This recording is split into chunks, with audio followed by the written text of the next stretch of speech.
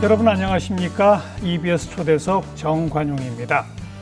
여러분 그림책 읽어본 기억 언젠지 혹시 생각나세요? 우리 또래 어렸을 때는 그림책이 별로 없었죠. 그런데 요즘은요, 이 내용이나 형식 면에서 정말 다양한 그림책들이 많이 출판되고 있습니다. 꼭 어린이만을 위한 것이 아니라 어른들을 위한 그림책도 많고요. 어른들도 그림책 읽기 모임을 만들어서 마음 수양을 하기도 한답니다. 특히 전 세계적으로 요즘 우리나라 그림책이 각광을 받고 있어요. 그 중심에 선 작가 오늘 초대했는데요. 지난해 아동문학의 노벨상 이렇게 불리워지는 안데르센상을 수상한 작가입니다. 이수지 작가 함께 만나보죠. 어서 오십시오. 안녕하세요. 네.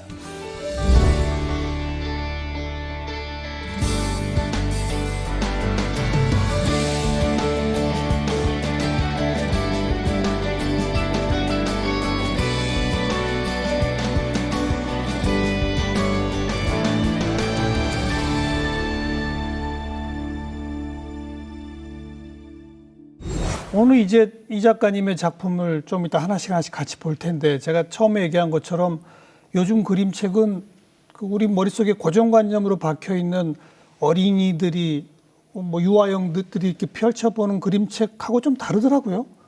정말 다양하게 나오죠. 그렇죠. 요즘 그림책들은 정말 다양하고 그죠? 다루는 주제도 굉장히 폭이 큽니다. 그죠? 네. 그냥 어린이용 동화를 그림으로 표현한, 이게 이제 전형적인 우리의 생각인데 매우 철학적인 작품들도 많고. 네. 그렇죠? 그렇죠. 네.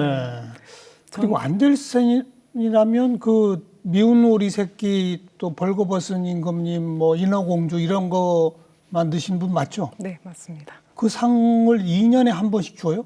네, 그 IBBY라고 어린이 청소년 도서협의회 국제 그 기구에서 2년에 한 번씩 글작가 한 명, 그림 작가 한 명 이렇게 상을 주고 있습니다. 네. 근데 이 작가님이 한국인으로는 최초로 받으신 거죠, 지난해. 그렇죠. 네. 그죠? 네. 그 무슨 심사위원들은 어떻게 구성되고 심사 기준이 어떻게 됩니까?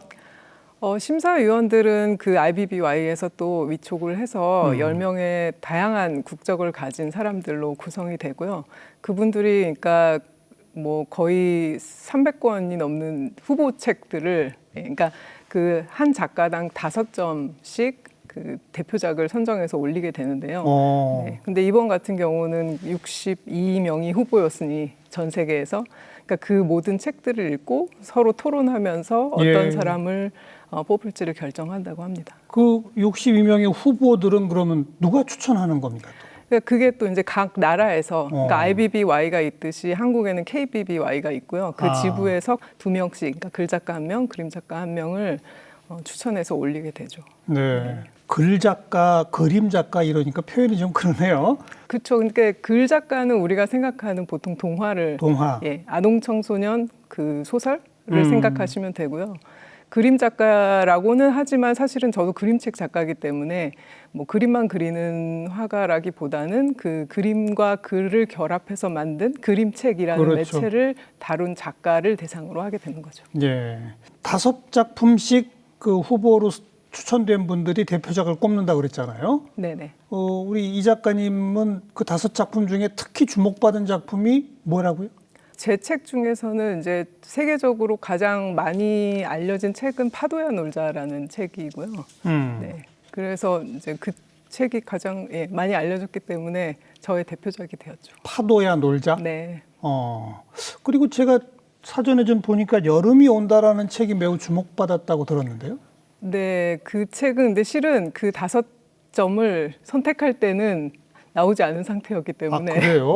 네. 이 안데르센상은 그 책 개별 책에 준다기보다는 그 작가의 전작을 대상으로 하고 전체 이제 업적을 심사하는 것이기 때문에 사실 여름이 온다는 안데르센과는 상관이 없었는데 저의 가장 최근작이었기 때문에 최근에 이제 여름이 온다가 마치 이제 안데르센상을 받은 것처럼 돼버렸죠. 네. 그러니까 안데르센상 심사 대상에는 빠져 있었군요. 네, 그때는 안 나온 상태였습니다. 그래요. 네. 그러면 수상 이후에 수상 작가이기 때문에 그 작가의 작품이 요즘 뭐가 있지 찾아보면 여름이 온다가 꼽히는 거로군요. 그렇게 됐죠. 그러니까 제가 상을 받고 나서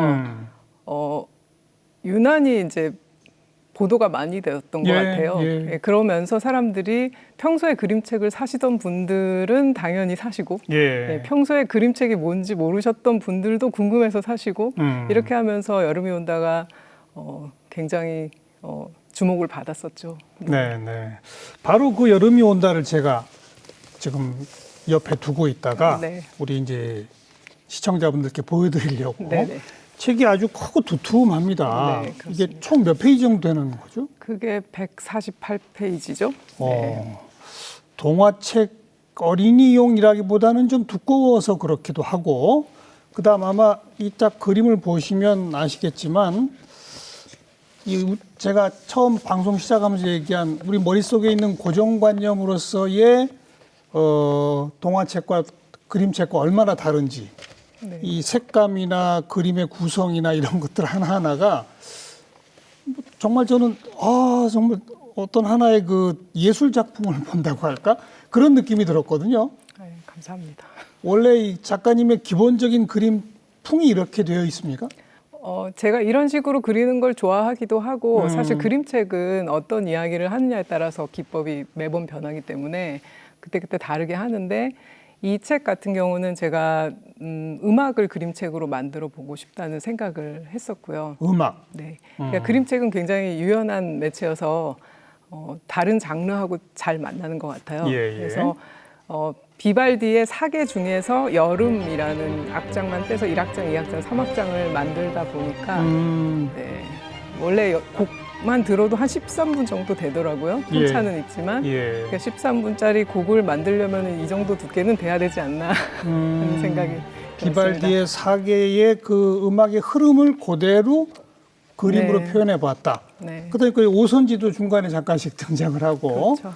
비발디 사계 1, 2, 3악장 가다 보면은 막 폭풍우 몰아치잖아요. 그렇죠. 이 폭풍우 몰아치는 것도 직접 그리셨네요, 보니까. 네, 3악장은 거의 이제 아주 격정적인 폭풍우죠. 그래서 그렇죠. 앞에서 아이들이 이제 잘 놀다가 물놀이하고 잘 놀다가 이제 폭풍 속으로 들어가서 이제 비 맞고 뛰어다니고 뭐 우산 날아다니고 뭐 이런 얘기인 거죠. 그러니까요. 네. 그리고 이 그림책에는 글자가 없어요. 그렇죠. 몇 글자밖에 없어요. 네, 네, 맞습니다. 글자가 없는 그림책. 그림만으로 그냥 다 읽어지죠? 그렇죠? 그렇죠. 글 없는 그림책은 이제 보통 어린이들은 아무 생각 없이 그냥 펼쳐서 끝까지 재밌게 잘 보고요. 보통 어른들이 이제 글에 익숙하기 때문에 책을 펼쳤을 때 글이 없으면 좀 당황하는 경우가 있는 것 같아요. 근데 글이 없으면 이제 그림을 읽으면 되는 거기 때문에 네, 그렇게 보시면 됩니다.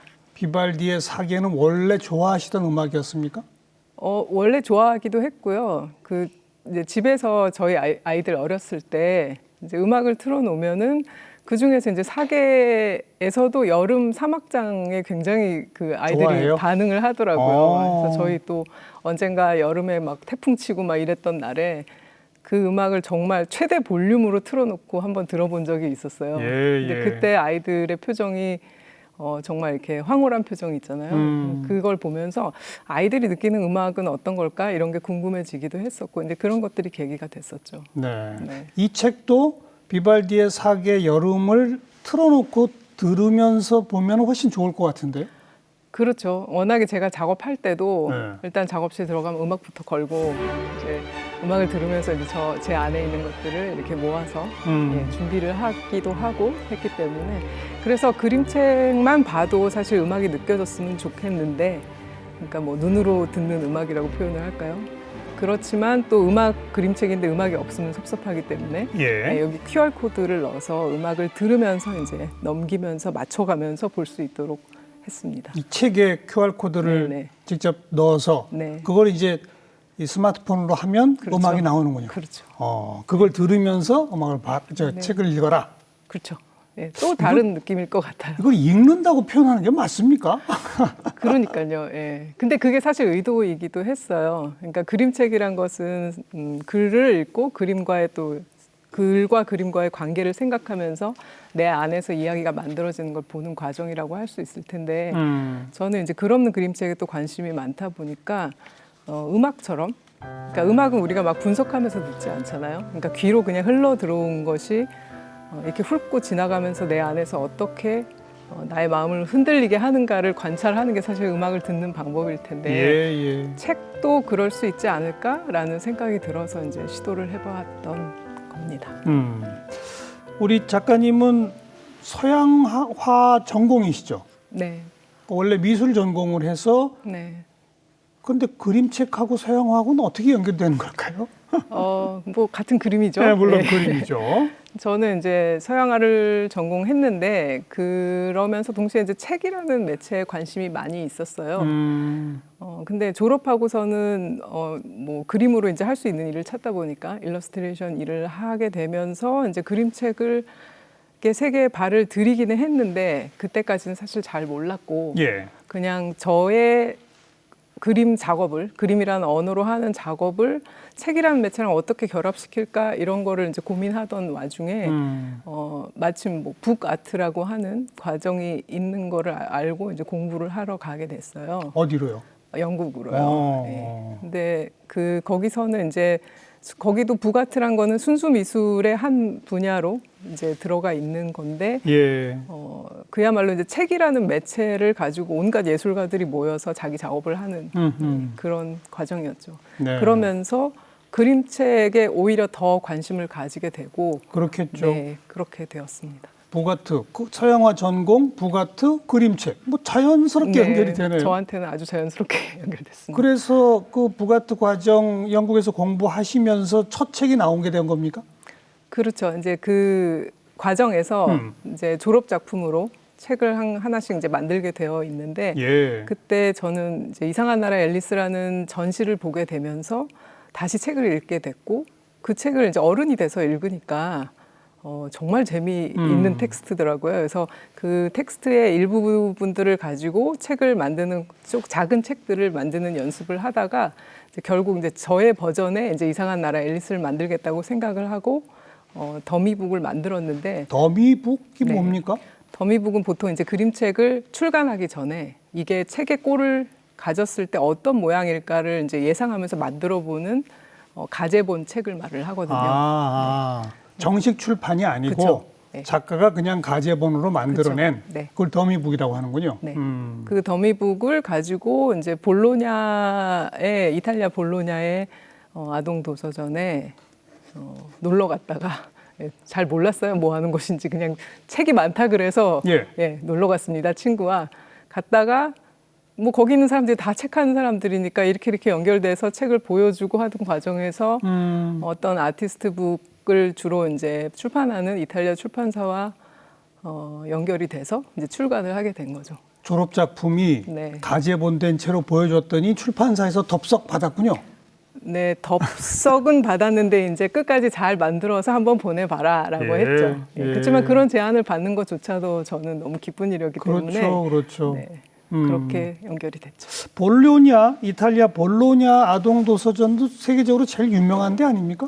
어린이 쪽 관련해서 그 그림책 또 이런 도서 쪽으로는 가장 큰 도서전입니다. 그렇죠. 네. 거기에 사실은 그냥 구경 가셨던 건데 그렇죠. 졸업 작품을 들고 명함처럼 들고 지금 가지고 오셨죠? 네네. 잠깐 보여주세요. 네. 이게 이제 그 졸업 작품이 출판사에 의해 덥석 받아들여져서 네. 정식 출판된. 그렇죠. 그렇죠? 네.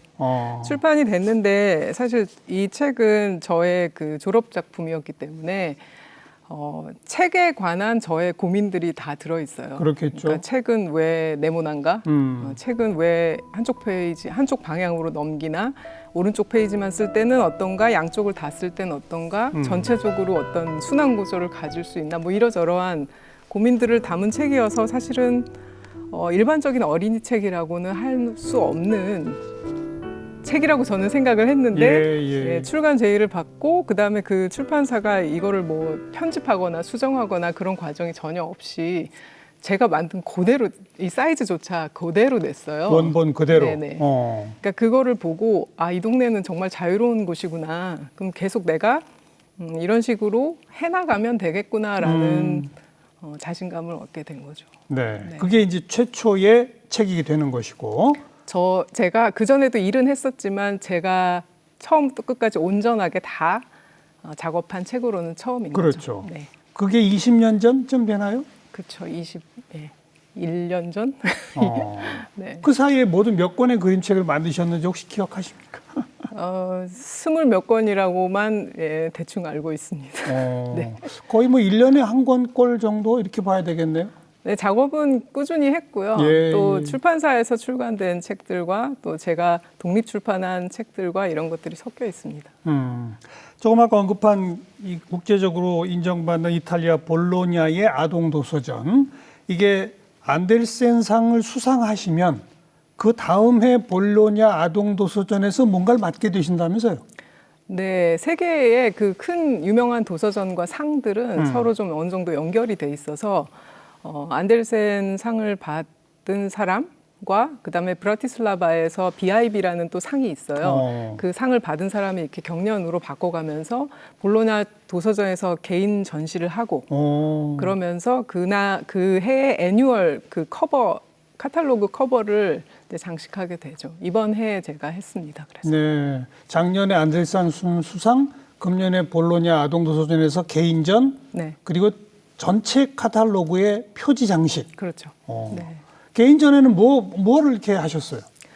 그러니까 뭐 저의 그동안 펴낸 대표작들 책들 다? 네, 다는 못하지만 그 대표작들을 보여주었죠. 네, 관중들 반응이 어땠습니까?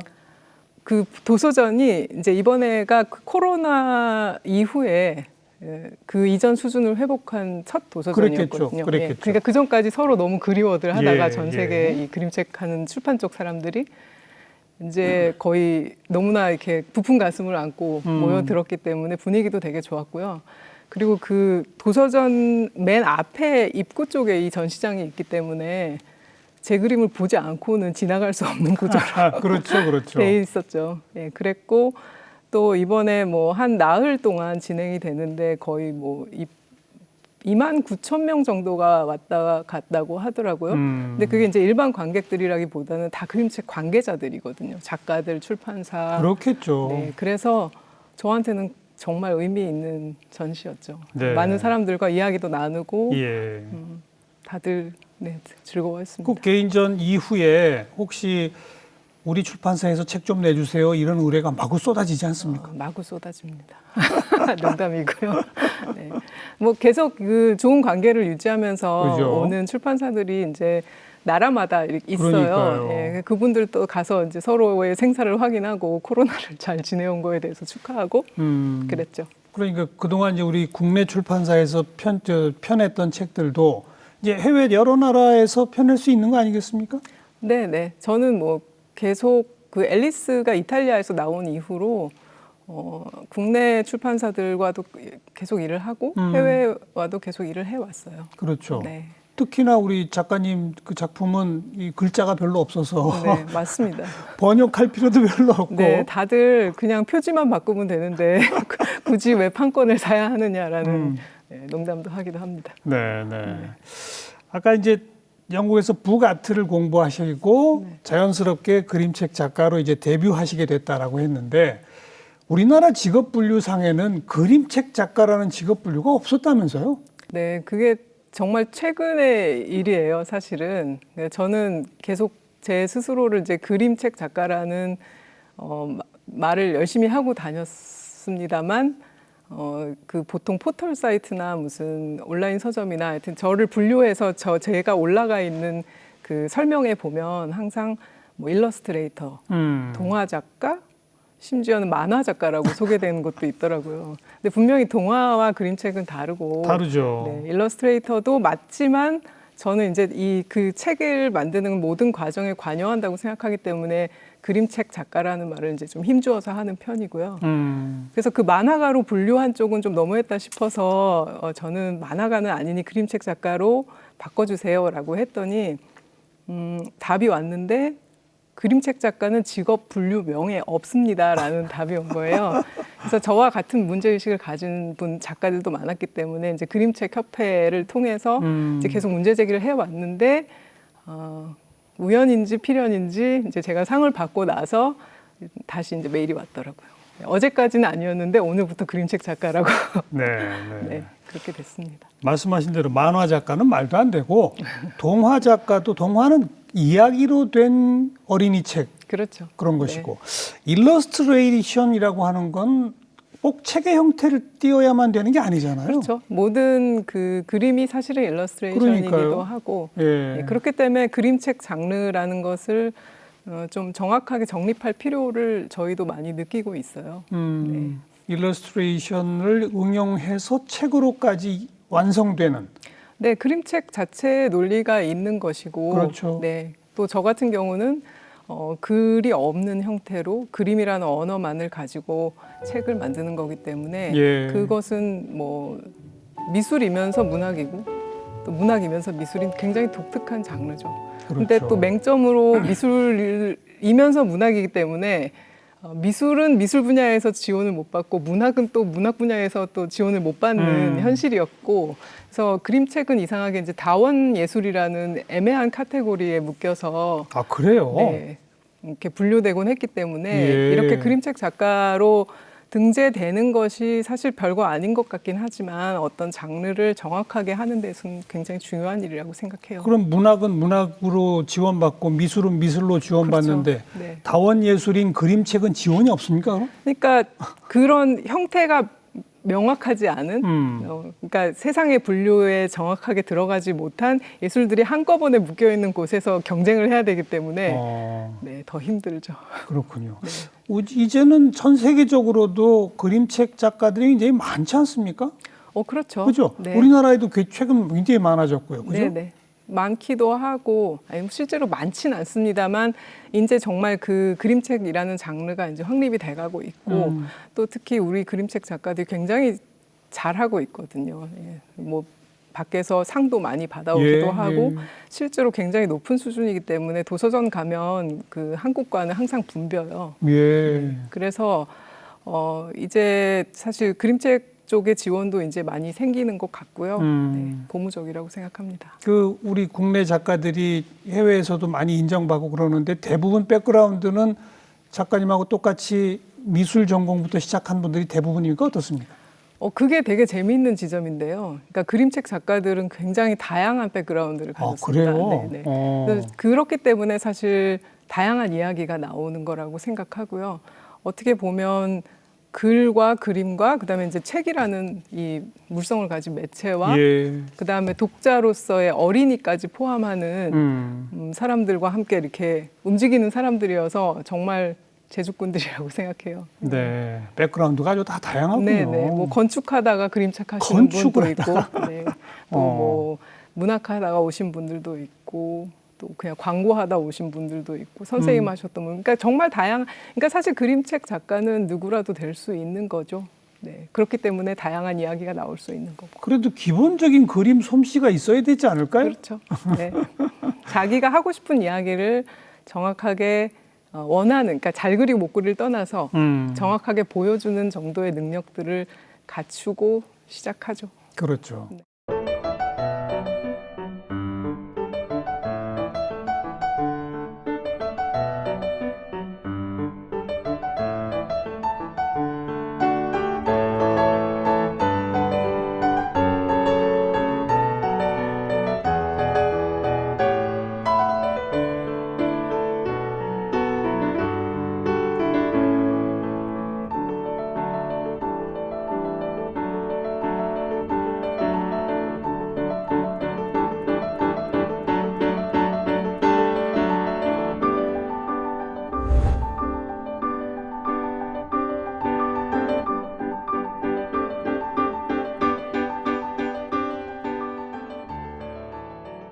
우리 작가님의 또 독특한 형식의 작품들 한두 가지만 더 보여드리면 네.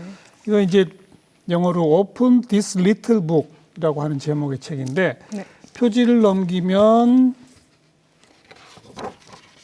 또 조금 작은 형태의 책이 하나 나옵니다.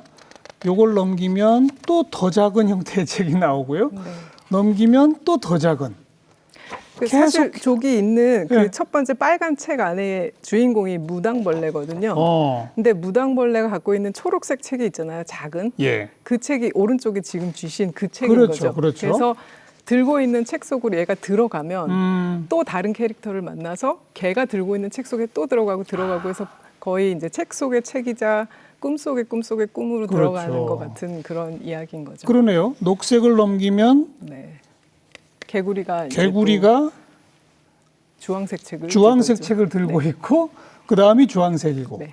이게 끝없이 작아져서 마지막에는 이제 정말 깨알같이 작은 글씨들이 좀 있는 그런 책이 나오는 네. 정말 독창적인 책입니다. 이거 무슨 이 하나의 그저 무지개 같기도 하고요. 네, 다 펼쳤을 때는 무지개처럼 펼쳐지죠. 그죠? 네. 그래서 그 제일 작은 책이 실은 거인의 책인 거예요. 아. 그래서 맨 처음에 제일 큰 책은 제일 작은 무당벌레의 책이고 제일 작은 책은 거인인데 거인이 손이 너무 커서 책을 넘길 수가 없어서 저 안에 나왔던 친구들이 이제 그 책을 같이 넘겨주고 읽어주는데 사실 그 거인은 우리예요. 독자의 사람. 손. 네, 네. 독자의 손인 거죠. 네. 네. 그리고 뭐 사람이 개구리나 무당벌레보다 훨씬 크니까요. 그렇죠. 이런 책이 있는가 하면 이 책은 또 이 물이 되는 꿈이라는 제목의 책인데 네. 이거는 루시드 폴이 노래하고 이수지 글이다. 네. 루시드 폴 가수 아닙니까? 네, 맞습니다.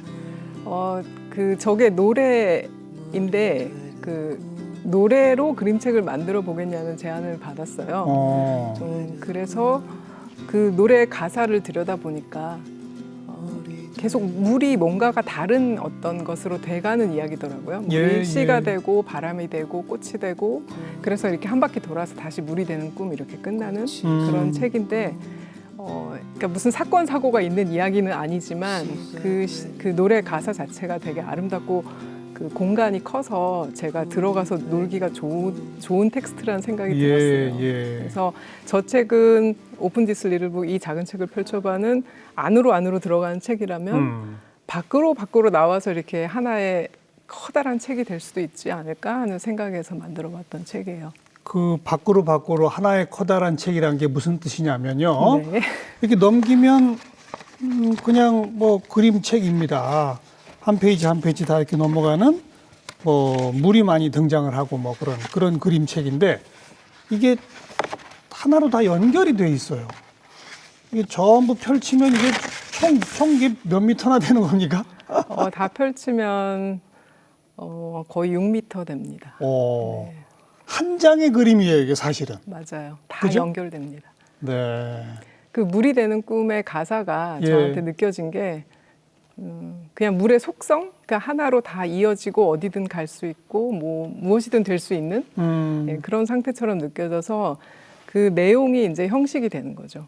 예, 물을 표현하기 위해서 이제 하나의 그림으로 흘러갈 수 있도록. 예. 이렇게 우리 시청자분들이 보이는 지금 요 면은 이렇게 전부 그림으로 되어 있는데 이 뒤쪽을 보면 네. 이 노래 악보가 이게 쭉 있습니다. 그러니까 그 악보의 흐름을 그대로 따라서 내가 이렇게 그림을 그렸다. 그런 거죠, 이게. 그렇죠. 어. 그 노래를 따라가고 그다음에 또 앞면에서 이렇게 가다가 이제 뒷면에서 끝나면 네. 거기서부터 또 시작해서 뒷면이 계속 펼쳐지잖아요. 예. 그래서 맨 앞으로 돌아가는 형식이니까 이제 이론적으로는 물에 한 바퀴 돌아서 또 제자리로 돌아오는. 그렇죠. 네. 근데 책은 사람들이 이렇게 지금 하신 것처럼 손으로 직접 펼쳐보면서 물성을 느끼면서 보는 책이기 때문에 예, 그것이 예. 물건이기 때문에 책의 형식의 내용을 담을 수 있다면 재밌을 것 같아서 네. 그런 시도를 많이 해봅니다. 네. 이 대중 가수의 노래를 책으로 표현한 경험이 비발디의 사계 여름을 책으로 만드시게 된 동력이 되신 것도 아닐까요? 그렇죠. 아무래도 이제 저 책이 있기 때문에 1위로 넘어갈 수 있었을 그렇죠? 것 같아요. 네. 이처럼 이 다양한 형식, 이런 창조력이 어디서 나옵니까? 제가 얼마 전에 강연을 다녀왔는데 그 청중분 중에 한 분이 이제 마지막에 이제 코멘트를 해주시면서 작가님 말에는 재미란 말이 너무 많이 나온다는 거예요. 그래서 나중에 생각해 보니까 정말 그렇더라고요. 그래서 재미를 하다 보면 그렇게 되는 거 아닐까 하는 생각을 하게 됐어요. 그러니까 이렇게 보면 재밌겠는데 이 생각을 이렇게 표현해 볼까? 그러면 이건 물이니까 이번에 그러면 물은 뭐 파란색이라는 어떤 전형적인 생각이 있으니까 파란색만 가지고 그려볼까? 재밌겠는데? 이러면서 이제 혼자 이제 막 재밌어 하면서 예. 뭔가를 계속 만드는 거죠. 네. 네. 혼자 작업할 때만의 어떤 루틴, 버릇 이런 게 또 있습니까? 일단 작업실에 가면 음악을 틀어요. 음악을 걸고 주로 어떤 음악 들으세요? 뭐 다 듣습니다. 다양하게? 예, 아주 다양하게 듣고 예. 클래식도 듣고 뭐 그냥 가요도 듣고 요즘에 또 저희 아들이 추천해주는 힙합도 많이 듣고 여러 가지 음악을 들으면서 그냥 좋은 상태를 만들어요. 이렇게 작업하기 좋은 상태라는 느낌이 들 때까지. 그러면서 이제 해야 될 일이 있지만 그 책상엔 안 가고 그 주변을 돌면서 계속 딴 걸 해요. 그러니까 뭔가 그런 그 워밍업 과정이 필요한 것 같은데 그렇게 하다 보면 이제 내 안에서 이제 탁 붙어서 뭔가 할 수 있겠다라는 느낌이 들죠. 그러면 이제 그때부터 작업을 합니다. 네. 네. 직접 손으로 어디다 그리세요? 아니면 컴퓨터를 이용해서 그리세요? 어떻게 하세요? 기본적으로는 그 되게 고전적으로 그리고요. 하지만 종이에다가 이제, 주로? 네. 그다음에 이제 그게 어떤 제 머릿속에서 원하는 형태가 되려면 또 변형이 되고 막 그래야 되기 때문에 그럴 때는 이제 컴퓨터를 사용하죠. 네. 그렇지만 컴퓨터를 사용하지 않은 것처럼 보이게 하는 게 저의 목표입니다. 무슨 뜻이죠, 그게? 그러니까 그 제가 원하는 상태로 만들기 위해서 계속 변형의 과정을 거치지만 아날로그한 상태가 그대로 드러나는 작업을 좋아하는 것 같아요. 어쨌든 첫 출발은 아날로그한 그림이었고 네. 그걸 변형시키기 위해서 컴퓨터를 좀 활용하시긴 그쵸? 했다는 거죠? 네. 필요에 의해서 작업을 하는 거죠. 그러나 네. 마지막 최종 결과물은 또 역시 손그림으로 보여지기를. 네, 그런 지금 거군요. 현재로서는 그렇습니다.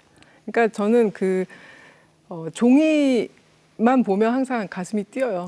네, 이 종이를 내가 여기다가 내가 보고 있는 어떤 이미지를 잡아서 앉힌다는 느낌으로 예. 작업을 하는 것 같고요. 또 종이는 항상 이렇게 잘려진 끝이 있잖아요. 그 끝이 어떤 그림의 시작이 되는 것 같아요. 어떤 면에서는. 그리고 한계가 있기 때문에 또 시작할 수 있는 면들이 있고 또 디지털 같은 경우는 가장자리가 없는 그런 맞아요. 느낌이거든요. 그래서 그 물론 무한한 확장도 좋지만 네, 유한한 상태가 더 흥미로운 것 같습니다. 현재로서는. 네.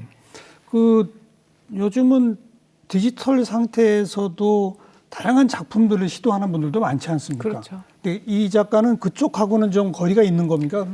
아니요, 꼭 그렇진 않습니다. 네, 예, 네. 꼭 그렇진 않고 필요에 의해서 가지만 제가 만약에 디지털 쪽 작업에 관심을 가진다면 그게 재미있어서 가는 걸 것 같아요. 그러니까 지금 내가 할 수 있는 이 아날로그 작업을 디지털로 그대로 옮겨서 작업하는 것에는 흥미가 없고 디지털 그 자체로 할 수 있는 일이 있다면 시도할 것 같습니다. 그러니까 이를테면 여름이 온다도 제가 아까 QR코드를 넣었다는 얘기를 했지만 지금으로서 할 수 있는 게 QR코드를 인쇄해서 넣는 것밖에 없다는 사실이 저를 좀 슬프게 해요. 너무 소극적인 것 같아서. 근데 만약에 이게 디지털 세계로 간다면 더 확장될 수 있을 텐데 왜냐하면 음악이 시간성이 들어가는 음악이 포함이 되고 또 뭔가 이 이미지들이 막 움직일 수도 있을 그렇죠. 것이고 이런 상상을 하다 보면 네, 또 다른 가능성들이 분명히 있다고 생각해요. 그러네요. 네. 이건 QR코드를 찍어서 음악을 들으면서 책을 넘기지만 네. 그 음악의 흐름과 책을 넘기는 속도가 딱 맞는 건 아니잖아요. 그렇죠. 근데 디지털 세상에서는 음악이 나오면서 저절로 그림이 바뀌는 것을 딱 맞출 수 있잖아요. 그럴 수도 있죠. 근데 그 면에서는 저는 오히려 아날로그 세상이 좋은 것 같아요. 왜냐하면 독자가 자기가 원하는 대로 조정을 하면서 볼 수 있는 게 책이기 때문에 특히 그림책에서는 페이지와 페이지 사이에 많은 이야기들이 생겨나거든요. 그러니까 그 전 장면과 그 다음 장면을 보면서 자기 안에서 사실 그거를 이야기를 만들어내는 거기 때문에 그런 면에서는 오히려 아직은 책이 유효하지 않나라는 생각이 들어요. 어떤 작품을 구상하고 기획하고 작업을 진행하실 때 네. 대상이 어린이입니까? 어른입니까? 모두입니다. 어, 네. 사실 그 그림책이 어린이로부터 나온 거기 때문에, 그리고 그림책은 어린이를 향하고 있는 매체인 것은 변하지 않는 것 같아요. 그리고 사람들이 그림책을 사랑하는 이유도 어린이가 있기 때문에 사랑하는 거죠. 그러니까 똑같은 것을 설명을 해도 어린 아이에게 설명을 해야 될 때는 이 아이가 알아들을 수 있는 언어로, 실은 굉장히 단순하고 직관적으로 얘기해야지만 알아듣잖아요. 근데 그 태도가 저는 되게 중요하다고 생각하거든요. 그러니까 그거보다 더 이야기가 복잡해진다고 해서 더 나은 설명이라고 생각하지 않아요. 그러니까 그림책이 담고 있는 그런 면이 좋아서 사람들이 그림책을 어른들도 보는 거라고 생각하고요. 그리고 또 제가 많이 하는 이야기 중에 하나가 이 그림책의 독자는 모든 나이의 어린이입니다라는 표현을 많이 쓰거든요. 예, 네. 예. 모든 나이의 어린이, 네, 나이 60 넘은 어린이, 그렇죠. 뭐 이렇게 되는 거죠. 네. 그러니까 우선 기획하고 준비하고 작업을 진행하면서는 모든 연령대를 대상으로 한다는 얘기는 모두가 다 볼 수 있지만 특히 어린이가 이해 못하면 안 된다가 깔려 있는 거죠. 그렇죠. 그런 네. 거죠. 네, 맞습니다. 네. 근데 얼핏 보면 지금 오늘 제가 몇 가지 소개한 비발디의 사계의 여름을 그 곡의 흐름을 그대로 그림으로만 표현한 거, 또 전체를 펼치면 한 6m 되는 이 어마어마한 책, 또 책을 펼치면 책 속에 또 책이 있고 책이 있고 책이 있고 한 이런 작품들 어린이들이 보면 뭐라고 반응을 보입니까? 물이 되는 꿈 같은 경우는 아이들이 이제 저기에도 이제 음악이 있으니까 저기에도 QR 코드가 있어서 음악을 들으면서 이제 책을 넘겨가요. 근데 결국 이게 다 펼쳐지는 걸 알잖아요. 그러면 그 책으로 이렇게 둘러가지고 집을 만들고 그 안에 들어가서 누워서 책을 봅니다. 그러니까 그런 거는 사실 어른들은 그렇게 하지 않죠. 이렇게 보기만 하죠. 근데 아이들은 이 책을 가지고 놀이를 하는 거예요. 그 물속에 6m를 들어있다고. 다 펼쳐서 네네. 그래놓고 그 안에 들어가요? 그렇죠. 야, 역시 이건 어린이들 아니면 못 네. 해낼 발상이죠. 그렇죠. 그러니까 꼭 텍스트를 해석해서 이것이 어떻게 반응하는가를 보는 것뿐만이 아니라 그 책에 반응하는 어린이 그 자체를 보는 게 되게 즐거운 일인 것 같아요. 네. 그리고 어른들은 특히 그림책을 읽으면서 어떤 다른 책을 볼 때와는 다른 느낌을 받는다? 이런 반응들이 나옵니까? 제가 오늘 시작하면서 어른들도 그림책 읽기 모임을 만들어서 무슨 마음 수양한다더라 그랬는데 네. 그런 모임들에 가보셨을 거 아니에요?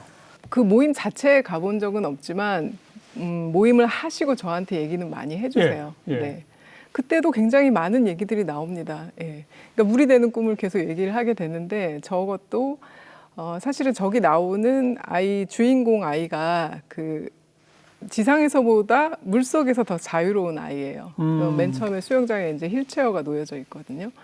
한 독자가 장애가 있는 아이를 키우는 독자였는데 그분이 이제 그 아이의 이제 자기를 몰입해서 보는 장면을 이렇게 사진을 찍어서 보내주신 적이 있어요. 네, 그렇기도 하고, 그러니까 자기가 나왔다라는 사실에 되게 기뻐하기도 하고, 그러니까 그 엄마는 그거를 보는 것 자체만으로도 또 이제 마음의 위로를 받기도 하고요. 예. 그리고 또 워낙에 가사 내용도 시적이고, 그러니까 뭔가 딱 특정된 어떤 이야기를 하지 않기 때문에 오히려 자기가 지금 살아가고 있는 삶에서의 현실 그리고 자기의 상태 이런 것들을 많이 대입해서 얘기를 하시기도 하시고 네. 그런 여러 가지 해석들을 듣는 것들이 되게 즐겁습니다.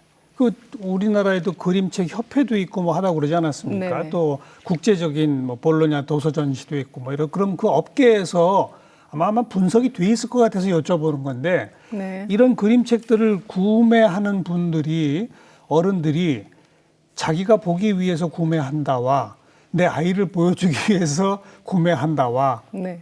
어느 비율이 더 높다고 그럽니까? 비슷할 것 같아요. 이제는 그런 느낌도 들어요.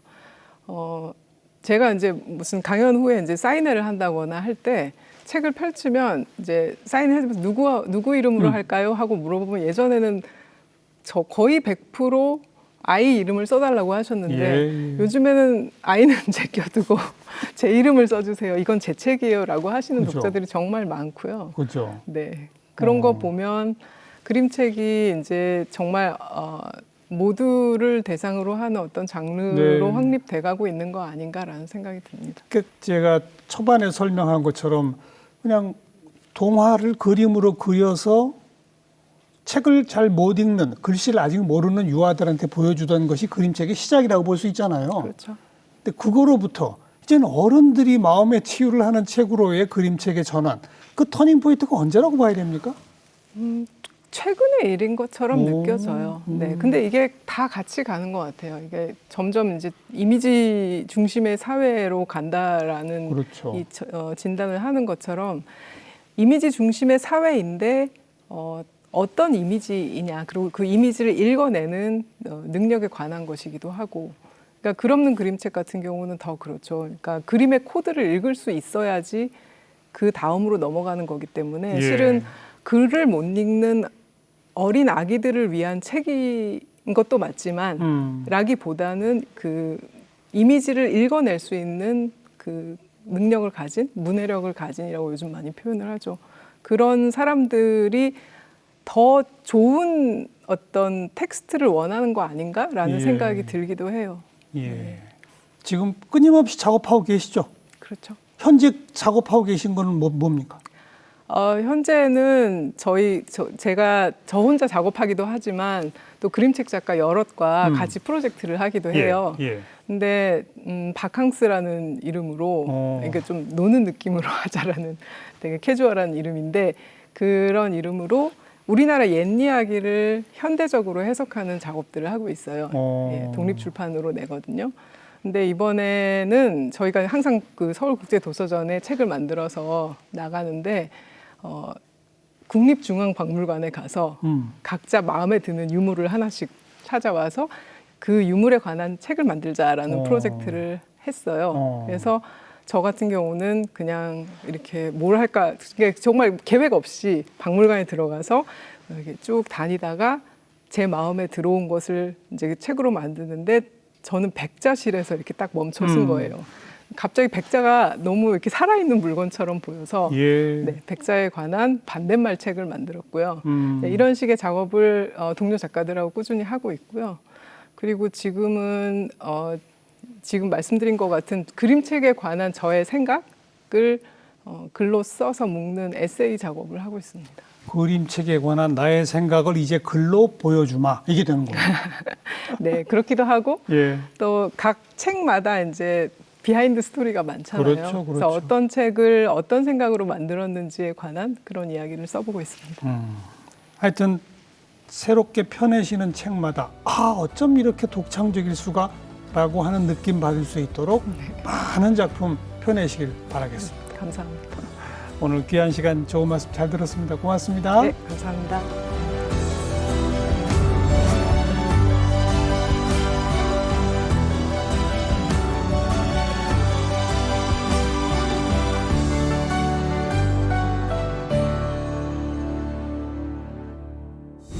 네, 그야말로 다양해진 그림책의 세계 오늘 요만큼 맛보았는데요. 여러분도 한번 그림책 어떤 것들이 새롭게 요즘 나오고 있나 서점에 한번 가보시면 어떨까 싶네요. 다음 시간 또 뵙겠습니다. 안녕히 계십시오.